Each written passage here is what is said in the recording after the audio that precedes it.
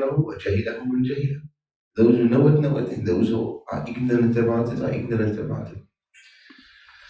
And therefore, in those times, the guide is the scholars, the godly scholars, al-ulama al-rabbaniyin, those who are guided to the truth through a chain of transmission up to the Prophet sallallahu alaihi wasallam.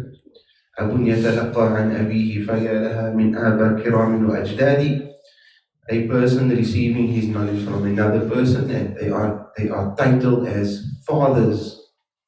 Ibn يتلقى عن أبيه, a son receiving from his father, and this is the father of knowledge, the lineage of knowledge, meaning that the Shaykh within your lineage becomes like your father.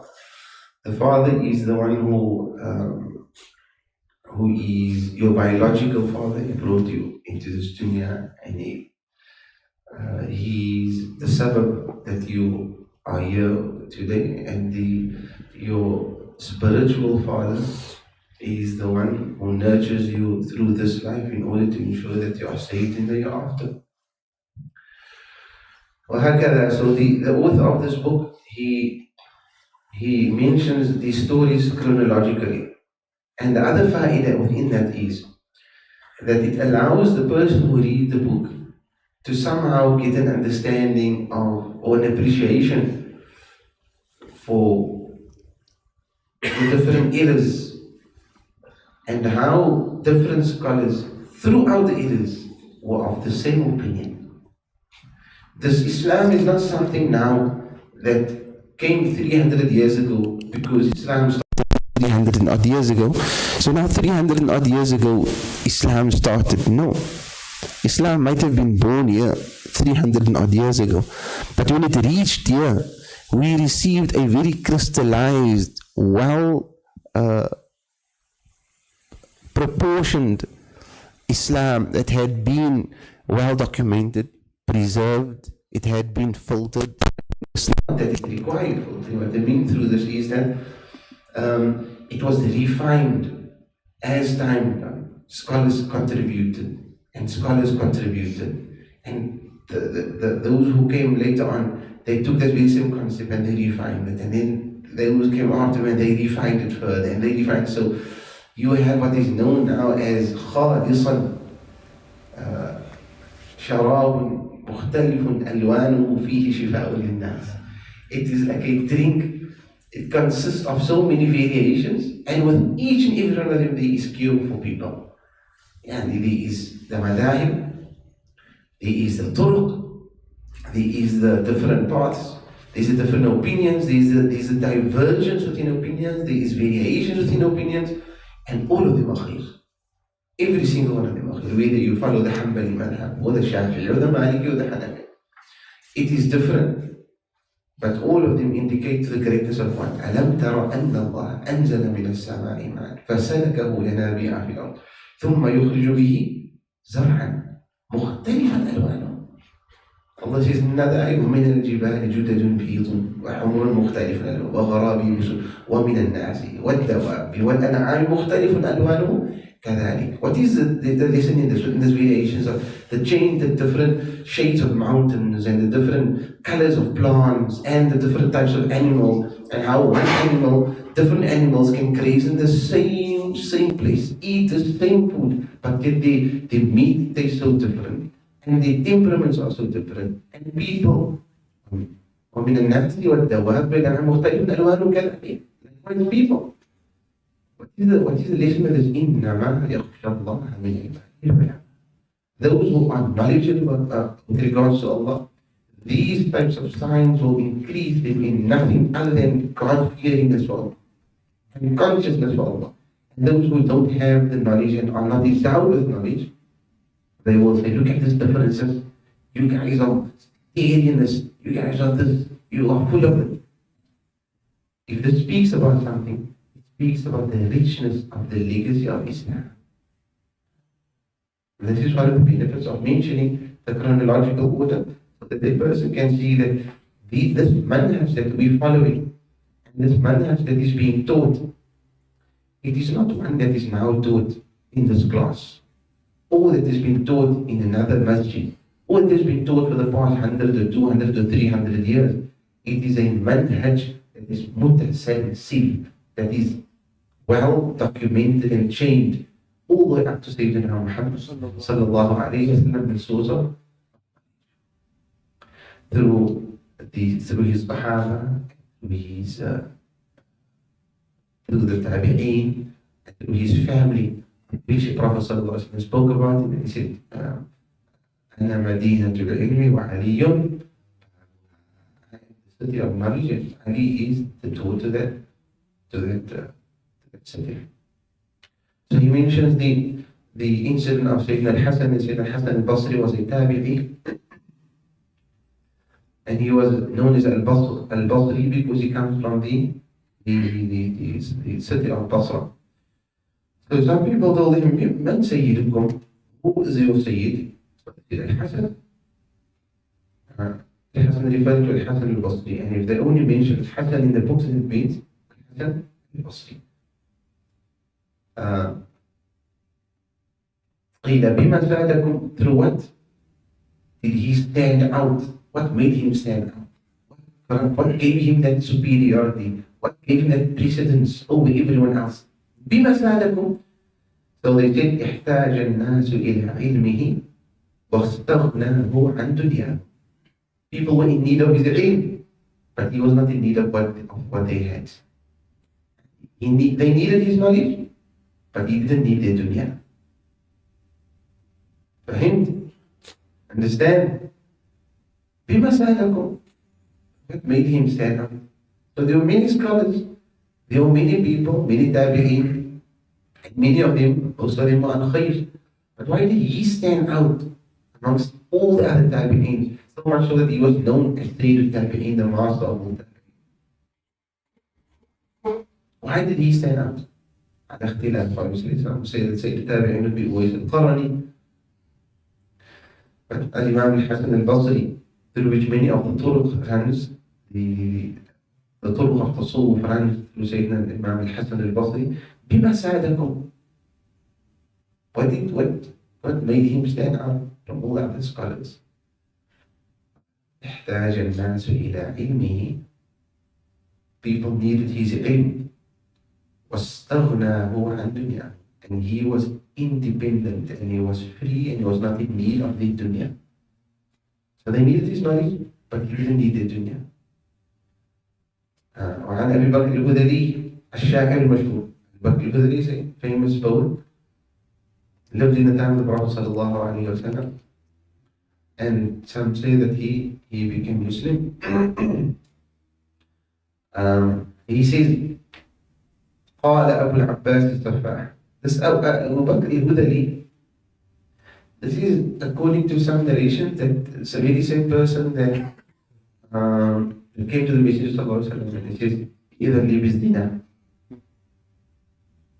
At the young age of that, he said, Inshallah, إذا لي بالزنا. Give me permission to commit zina. So the Prophet told him, would you please it happens to your mother? Would you be pleased it happens to your sister? Would you be pleased it happens to? He says, Subhanallah. And whenever the messenger would ask him, would you be pleased that it might happen to your mother? He would say no. They say, وَكَذَلِكَ النَّاسُ لَا يَرْضُونَهُ لِأُمَّهَاتِهِمْ. Likewise, people would not love it to happen to their mother. Would you be pleased it happened to your sister? And similarly, people dislike it to happen to their sisters. Some narrations are كَذَلِكَ. The female would be the mother of someone, or the sister of someone, or the daughter of someone. The Prophet فَضَرَبَ عَلَى صَدْرِهِ. اللهم اهد قلبي واشرح صدره. The Prophet put his hand on his chest and made dua for him. He said after that, there was nothing more disliked to me than committing zina. قيل أنه, it is narrated that it is this person, Abu Bakr al-Hudali. And he says, Abu al-Abbas al-Saffah. Abu al-Abbas al-Saffah is Abdullah bin Muhammad bin Ali bin Abdullah bin Abbas bin Abdul Muttalib. He is one of the first Khalifa, Abbasi Khalifa. He's the first Abbasi Khalifa after the fall of the Umayyad dynasty. Umayyad dynasty started Sayyidina Muawiyah radiallahu ta'ala anhu, his son Yazid. After towards the end of the Umayyad dynasty, many of them became preoccupied with worldly things and amassing of wealth, etc. And then there was an uprising by the Alawis and the Abbasis. Alawis were in Kufa at the time, to stand up against and to revolt against the Umayyad dynasty because of how they were engrossed in worldly things, and they were imposing huge amounts of taxes and duties upon the citizens, and they gave preference treatment to those from their family, and they had the best of positions and the best of, and even though they were incompetent and they were incapable of doing it, and lots of injustice that took place towards the end, as it comes in the books of Sirah. And then there was an uprising, and some people felt that the family of Sayyidina Ali ibn Abi Talib, they are more entitled to. So this was still a continuation of what happened between Sayyidina Ali and Sayyidina Muawiyah, and then later on generations found that they were more entitled to receive the Khilafah, or to receive the rulership. That should go through Sayyidina Ali, and some of them revolted, but they were unsuccessful. And then the Abbasis, some of them felt that it was more rightfully due to the Abbasis. And Abbasis traces its roots back to, they were from the lineage of Sayyidina Abbas. So they made the Prophet ﷺ in Abdul Muttalib, the grandfather of the Prophet ﷺ. Al-Abbas was his uncle, and they met with the Rasulullah lineage in Abdul Muttalib. In Abbasis, they were called Abbasis because Sayyidina Al-Abbas was the uncle of the Messenger ﷺ. They lineage traced back to him, and they successfully revolted against the Amawi, the Umayyad dynasty. And they started off by taking the lands of Iraq and known as Mosul and Erbil, and from there they moved towards Sham and Egypt. Sham was basically the hub of the Umayyad Khalifa, and Egypt was one of the main hubs as well. And then therefore, when they managed to take over the Sham, which was the Levant, and they were able to take over Egypt, everything basically fell almost into the rest of the countries where they were ruling, that basically became dominant and became subservient to the Abbasi Khalifa. So he was even though the revolt started with his father, Muhammad bin Ali, say that he was the beginning of it, but at that time it was just an uprising. But the actual dawla, the actual Abbasi dynasty started with him, Abu al-Abbas. Therefore they say he was the first Abbasi Khalifa. He was given the title As-Saffah. Saffah is the murder.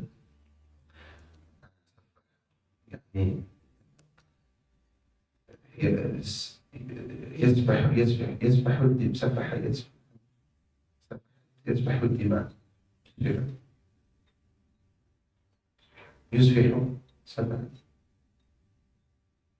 يسفح. So he was known as the Saffah, كأنه كان يسفح الدماء. He used to, lots of blood flowed in his time, and that is because as he took over from the Umayyad Khalifa, and the amount of people that stood up against him, and the killing that took place between them, and many of them, those who were still in positions in ruling positions from amongst the Umayyad dynasty, he killed them, and he jailed and imprisoned many of them.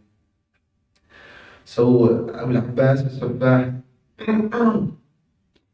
and he then after he lived approximately in the time of Sayyidina Al-Imam Abu Hanifa Nu'man, more or less. He lived in the time, it may be that Sayyidina Al-Imam Abu Hanifa Nu'man approximately passed away within his Khilafah was from 104 to 136. The Imam Abu Hanifa roundabout he lived in the time of Abu Hanifa, and then after him, Abu Ja'far al-Mansur was his brother, took the Khilafah. So he was the second Khalifa, Abu Ja'far al-Mansur. Abu Ja'far al-Mansur was one of his governors, and then after later on when he was killed, Abu Ja'far al-Mansur became the Khalifa. And Abu Ja'far al-Mansur, his reignship coincided with that of Malik ibn Anas, the founder of the Maliki madhab. And it was the time when Imam Malik ibn Anas wrote the Muwatta of Imam Malik. And Abu Ja'far al-Mansur told Malik he was amazed with that work, Muwatta. It's a book of fiqh and it's a book of hadith that contains authentic hadith, and it is arranged according to the chapters of fiqh. So it was not only a book of hadith, but it was a book of fiqh, first documented, actual fiqh book that was documented, mudawwaban, chapters, and it had category, and according to the madhab of Imam Malik. He was so amazed with it, and then he said, he told Imam Malik that I want you to take this book, take your book and go to the different regions. As in the Abbasi Khalifa, I want you to go to different regions and start teaching the people from this book. So he wants you to go out and go teach the people this book.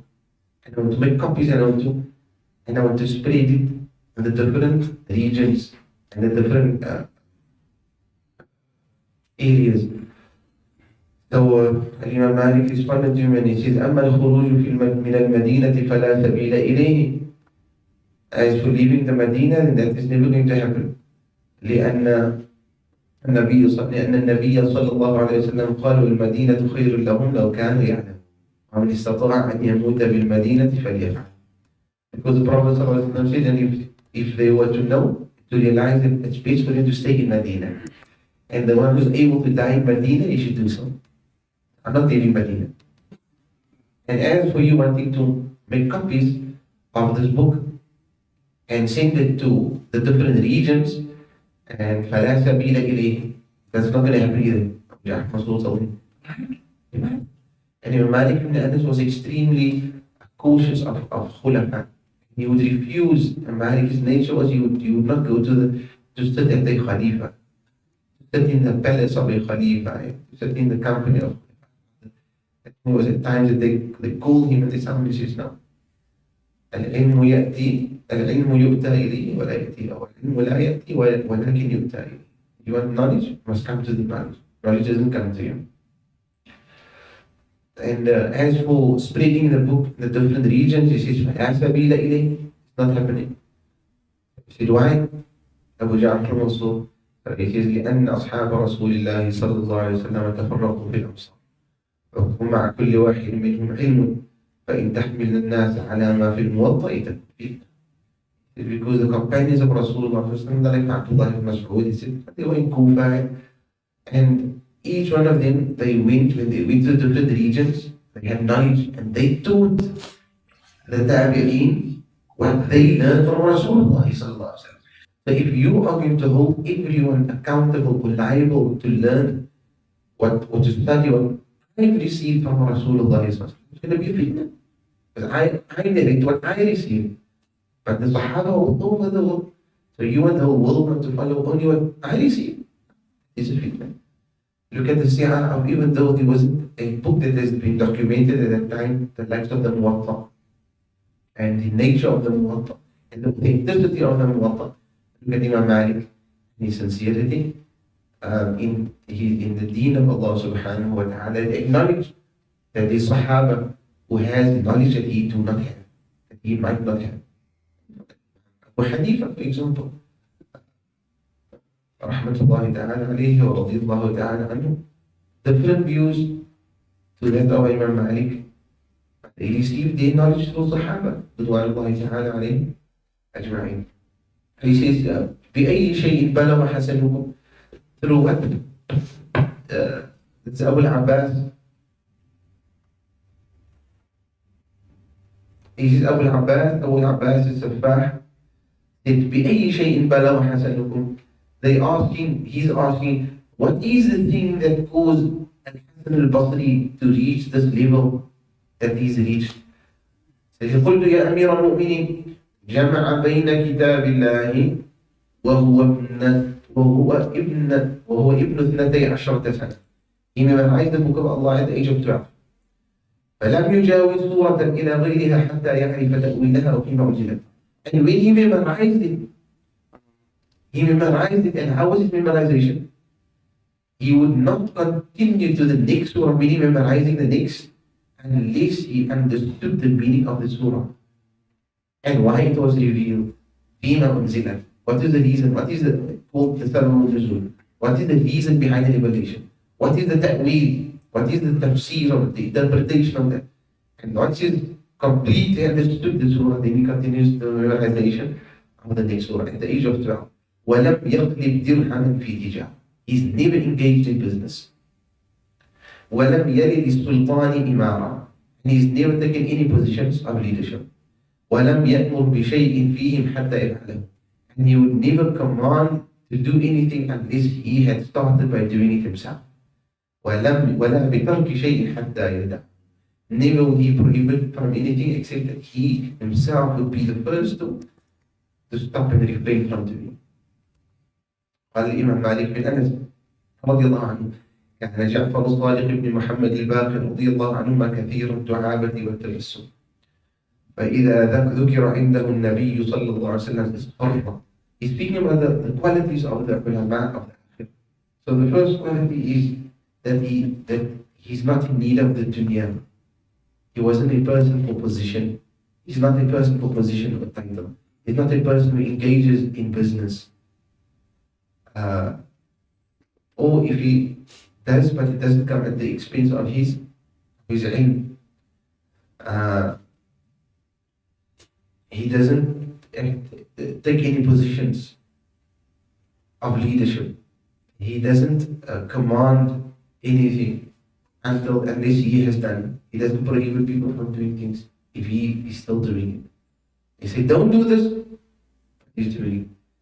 They tell me, why? You didn't do it. He said, do as I say, not as I do.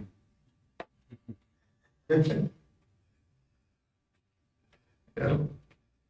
كان الإمام مالك بن أنس رضي الله عنه. He says, جعفر الصادق said, جعفر الصادق was the great grandson of the Prophet sallallahu alaihi wasallam. Ja'far al-Sadiq was very light-hearted. He loved to smile. But when you mention the Prophet sallallahu alaihi wasallam in his presence, his face, the color of his face would change. وَمَا رَأَيْتُهُ يُحَدِّثُ عَنْ رَسُولِ اللَّهِ إِلَّا عَلَى طَهَارَةٍ. Never would he narrate a hadith from Rasulullah except that he would be in a state of tahara, in a state of complete purity. And he said, وَلَقَدْ اخْتَلَفْتُ إِلَيْهِ زَمَانًا. This is Imam Malik bin Anas. He said, and I have spent time in his company. اختلفت إليه, meaning that I have spent time with him. Spent time with him. فما كنت أراه إلا على 3 خصال. I would only see within him 3 qualities. Whenever I'm with him, only I find him within one of 3 conditions or situations. إما مصليا, he's either making salah, وإما صامتا, or he's either silent, he's not speaking, وإما يقرأ القرآن, or he's reading the Quran. And he would not speak about that which would be of no concern to him. وكان من العلماء والعباد الذين يخشون الله عز وجل. He was amongst those ulama, servants that would fear Allah subhanahu wa ta'ala. Al-Imam Ja'far al-Sadiq was one of the teachers of Malik bin Anas. Malik bin Anas says, I spent 20 years in the company of Ja'far al-Sadiq. 18 years I spent in adab, acquiring adab. 2 years acquiring knowledge. And I wish that I spent the entire 20 years just attaining adab. الفضيل بن عياض رحمه الله قال: كان الإمام أبو حنيفة مشهورا بالورع محبوبا بالإفضال صبورا على تعلم العلم بالليل والنهار كثير الصمت قليل الكلام حتى ترد مسألة في حلال أو حرام وكان هادئا بالسلطان. And Imam Hanifa, similarly, he was known with wara, scrupulousness, cautiousness, known to be very kind, generous, patient, teaching, learning, studying during the day, during the night, occupied with knowledge, very silent speaker. And the only time you find him speaking is when someone asks him a question. Halal or haram? Masail. He will answer. Hands away from the sultan. Please away from the rulers. I see them. I say, Firra min al-sultani, firra min al-asad. You run away from the rulers like that, like people run away from lions. Today people run towards the rulers. They run towards the wealthy. They run towards those who have positions. The ulama and the salihin used to run away from the people of the dunya because they were fearful of the akhirah. Say that man khalata ashab al-dunya, person who is in the company of the people of the dunya, then it is not guaranteed that he will not be affected by the dunya. And the person who engages excessively in dunya, أضر بآخرته. أضر بآخرته, and inevitably to fix his akhirah. So they used to run away from the sultans, the leaders and the sultans. And they say from his extreme level of scrupulousness, his cautiousness, he's taking that extreme precaution of his, he would not sit against the wall, or he would not sit against the shade of the wall of his debtor. He would not sit against the wall, in the shade of a wall of his debtor. Someone owes you money. You wouldn't sit in a person's shade, the shade of his wall. If the person's wall is casting a shade, he wouldn't sit in that shade. Ask me what? Say, كل قرض جر نفعا فهو ربا. He owes me money. He needs to pay me.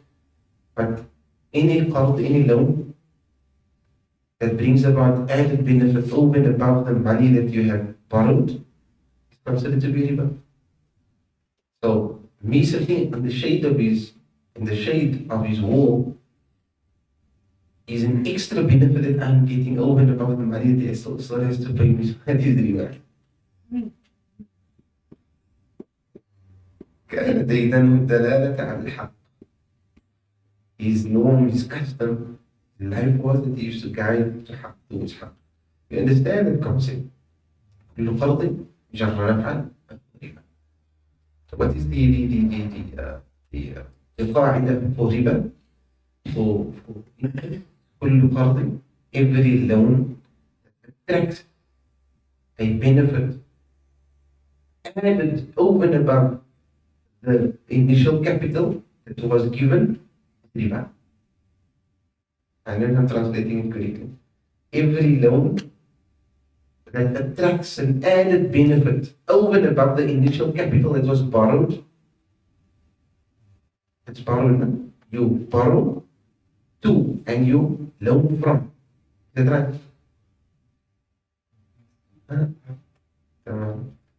I see 5 minutes means that you get the So every capital, every benefit that you receive from money that is borrowed over and above the initial capital is regarded as riba. So he used to be scared, sitting in the shade of the wall, the person that owes him money, his debtor. The fear that may be regarded as كل قرض جر نفعا. It is an added benefit that is receiving, and that is, I'm getting my money back, I'm going to get my 100 rand, and then also enjoy the shade of his wall. But this is riba.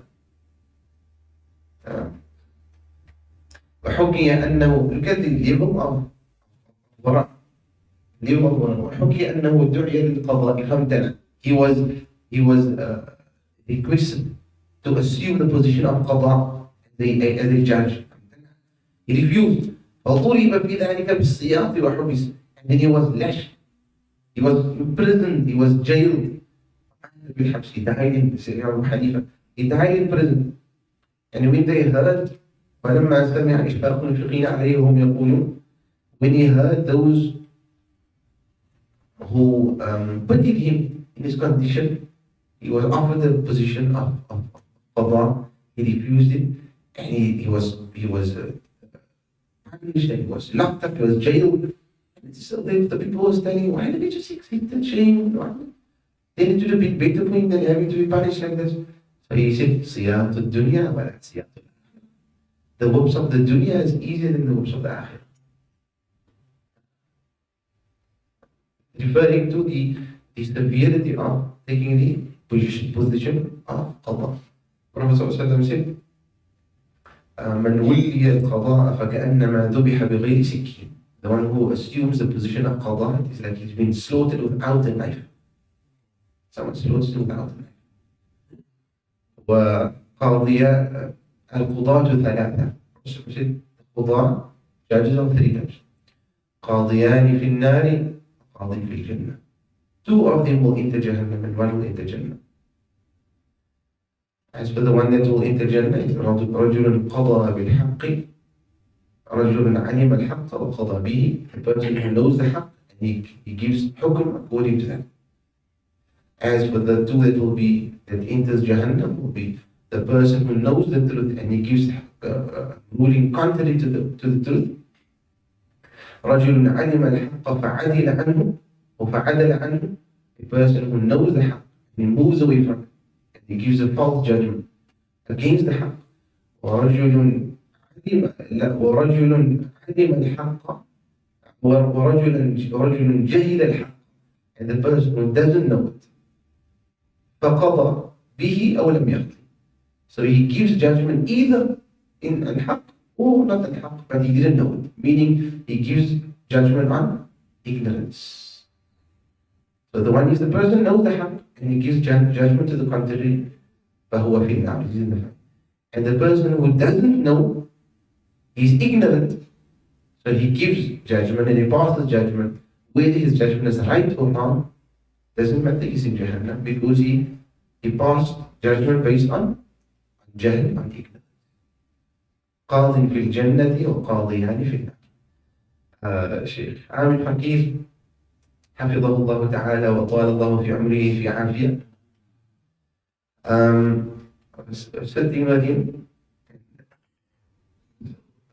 ملقى رحمة الله تعالى عليه, when he got the position, or when he was requested to become the qadi of the Muslim Judicial Council, and Umar said, I will only take that on condition that Shaykh Fakir becomes a qadi, and he can give me qada bil wakala, bil tawqif. If Shaykh becomes a qadi, and then I will take it, I will be the acting judge on his behalf. So Shaykh Fakir told him, Shaykh Al-Atta was a really witty person. So he said, Shaykh Fakir, and he told me, narrated to me this incident. He says, to Shaykh Al-Atta, Shaykh, القضاة ثلاثة قاض في الجنة وقاضيان في النار. So Al-Atta told me, no, Shaykh, that is referred to the Qadianis. Qadianis, you know the Qadianis. وقال عاصم لو وزن عقل أبي حنيفة بعقل نصف أهل الأرض لرجح بهم. If the intellect of Abu Hanifa was to be weighed up, was to be balanced out against the half of the intellect of the people of the world, he would outweigh the intellect. You take half of the intellect of the people of this whole world and you put Abu Hanifa's intellect against it, then he would outweigh it. وعن زافر بن سليمان قال: كان أبو حنيفة يحيي الليل بركعة يقرأ فيها القرآن. Hanifa radiallahu ta'ala anhu used to stand up at night, the entire night, one rak'ah, and he finishes the Quran. One rak'ah. وكان أسد بن عمرو قال قام أبو حنيفة الليل بهذه الآية بل الساعة موعدهم والساعة أدهى وأمر يرددها ويبكي. بن عمرو يزيد أبو حنيفة used to stand at the night in Salatul Layl, and he reads this ayah constantly. بل الساعة موعدهم والساعة أدهى وأمر. The final hour is the time, and that final hour in terms of الساعة is بل العذاب موعدهم. They say the meaning of this is that the punishment is the determined time, is the appointed time. The punishment of the year after, it is more intense and it is more bitter. وَلَعَذَابُ الْآخِرَةِ أَشَدُّ وَأَبْقَى. And the punishment of the year after is greater and it is more everlasting than the punishment of this world, with the difficulties of this world. يرددها, reading it constantly. ويبكي, and is crying. Oh, la ilaha illallah.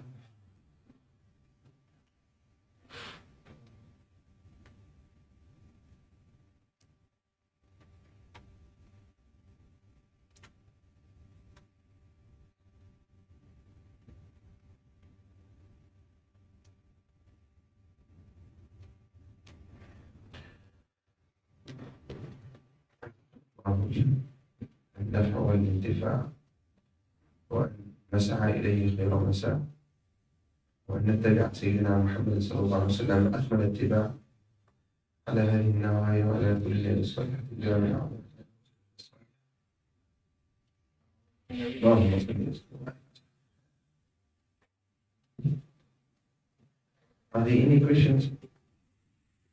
No questions. The reminder, the host of this evening, requested that we invite the Jama'ah to the Mawlid. It will be taking place at 40 Road in Lansing. The Mawlid will be taking place this evening, 40 Road. The host, Brother Marwan and Brother Faisal, and their families, they inviting everyone to attend the Mawlid evening here in Lansing, 40 Road after Salat al-Maghrib.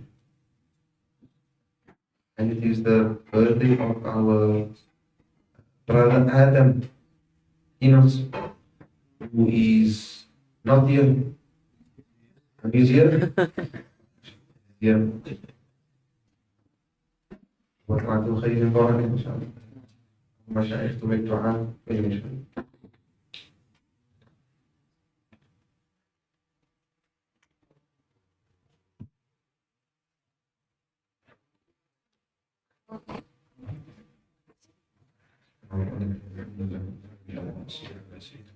وعلى آله وصحبه وسلم.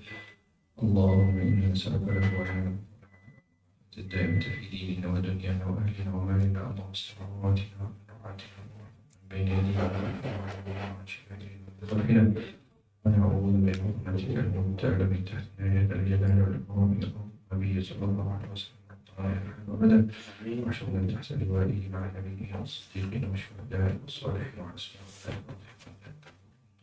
أولئك رفيقا. صلى الله على سيدنا نبينا ومولانا محمد وعلى آله وصحبه وسلم وعلى حضرة النبي صلى الله عليه وسلم.